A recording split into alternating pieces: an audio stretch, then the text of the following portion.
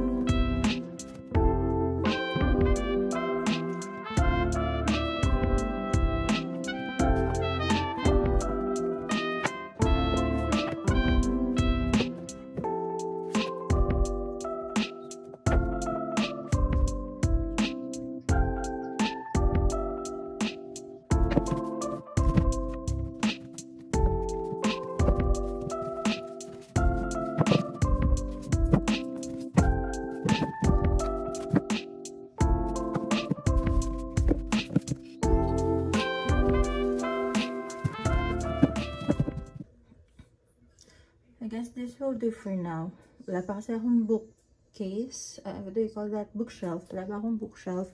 And I honestly don't know kung saan ko pa sila ilalagay. But there is a shelf here with our mini altar. So, doon ko na lang nilagay yung Bible ko.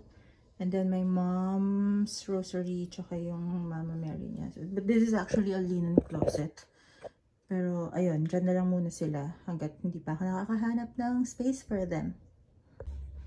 So, nandito ako ngayon sa bedroom ng kids. And, nahihirapan ako mag-ayos. Kasi narealize ko, wala kaming dressers. So, lahat hanger, ay yung gano'n, yung nakasabit lang. Siyempre, yung mga pambahay, hindi ko naman isasabit, hindi ko ihahanger. Tapos yun nga, konti lang yung hanger namin. So, gumawa na rin ako ng listahan. So, paisa-isa habang nag-aayos ako dito sa bahay, nililista ko na paisa-isa yung mga things na napapansin kong kulang. Ganon yung mga kailangan pa namin, ganon. So, para next time na lumabas kami, makapamili kami dito. Kasi ngayon, hindi kami makalabas ng kids kasi nasa work yung parents ko. Tapos yung mga pinsan ko rin, syempre may mga work din sila. Wala pa naman kaming sasakyan. Tsaka, syempre hindi pa namin kabisado, hindi pa namin alam yung area. So, kahit lumabas kami, saan naman kami pupunta? Yung mga bata nga, gusto nilang lumabas, gusto nilang pumunta ng park daw. Or playground, gano'n. Hindi ko alam kung saan dito meron. Tapos, ayun, sinisilip ko sa labas. Sobrang tahimik dito sa amin. As in, wala pa ako nakikitang tao. Wala pa rin ako naririnig na kahit anong ingay. Ayun, may mga nagbubukas ng pinto, gano'n, or window siguro. Pero hindi ko sila nakikita. Sobrang tahimik. So, alam mo yun, parang hindi ko alam kung lalabas kami, gano'n, kung maglalakad-lakad kami. Siguro mamaya, pag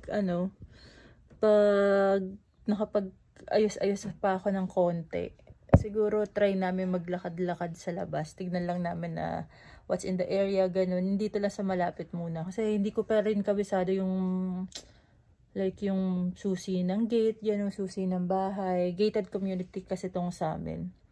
So, hindi ka basta-basta makakapasok dito nang wala kang susi. Ganun. So, yun. So, kaya medyo kinakabahan ako na ilabas yung mga bata na lumabas kami. Especially since wala kaming kasama nga dito. But, yeah, I guess, today, or this morning, ayun nga, tatapusin ko na lang muna lahat ng pwede kong ayusin. Yung dumi ng damit ko. Tapos, if ever man na mamaya maisipan namin lumabas, maglakad-lakad, sasama ko na lang din kayo. Kasi, gusto ko rin tignan actually kung saan yung school ng mga bata. Malapit lang eh. Walking distance lang dito yung school nila. So, gusto namin tignan kung saan yung daan, ganun, paano yung, kung pwede ba silang dumaan doon, papasok tsaka palabas. Kasi parang nasa dulo lang na itong street na to. So, ayun nga. Grabe. Feeling ko naririnig ako ng mga kapitbahay, pero sobrang tahimik kasi. Pero yun, pakita ko sa inyo.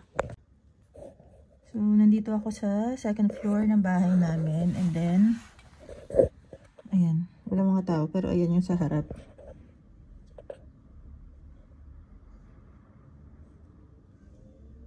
Diba? Sobrang tahimik. Grabe. Feeling ko kami lang maingay dito. Pero anyway, ayun nga. Update ko kayo later. Bye! Unboxing time!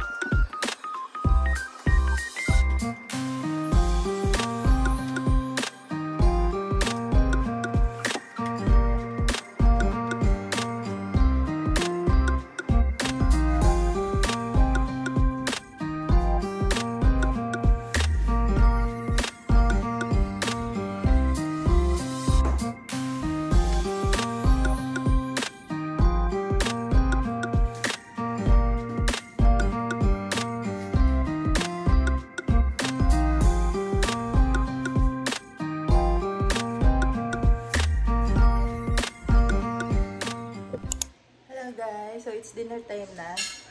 Hindi na ako nakapag-update kanina kasi parang after namin mag-ayos, ayun na, dumating na yung pinsan ko. So, naayos na, install na yung dishwasher namin. And then, yung ibang mga minor things na kailangan din ayusin sa bahay, inayos niya na dito. Tapos, ayun, babalik na lang daw siya tomorrow para ayusin pa ibang bagay. But, ayun, sabi ko maglalakad-lakad kami, pero nakatulog kaming lahat ng hapon.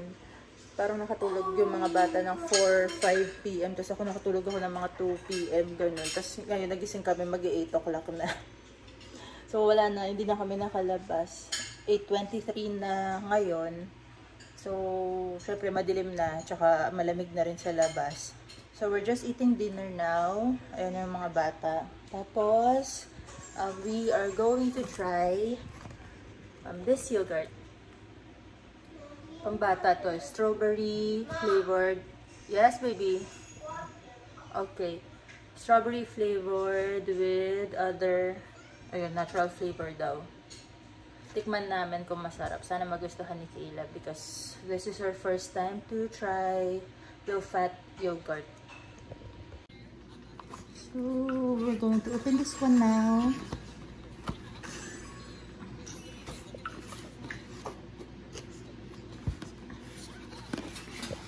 Okay.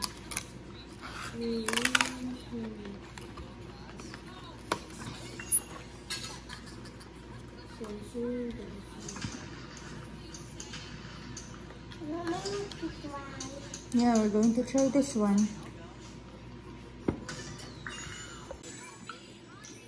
Amin naman siyang strawberry yogurt. Sana hindi masyadong maasim. Here, baby. Let's try.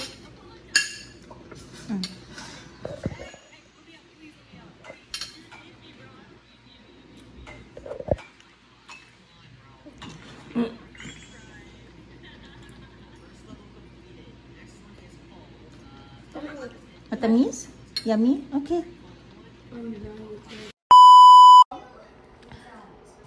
So, I will stop the vlog here na lang. Sorry, hindi na naman ako nakapag-film ng outro. Plano ko kasi sana na week 1 in the US namin yung gagawin kong vlog. Pero I realized na it's too long pag yung buong week namin yung ilalagay ko sa isang vlog. So, I decided to do a day 1 na lang muna. And then, for our next vlogs, it will be our haul. First haul namin from Costco, Sam's Club, Walmart, and then yung other days of the first week namin dito sa US na lang. So, for now, that's it for our first day here in the US. If you have any other questions or mayroon kayong mga gustong makita or kung paano namin ginagawa dito sa US as a new immigrant, please comment down below and I'll see you guys on our next vlog. Bye!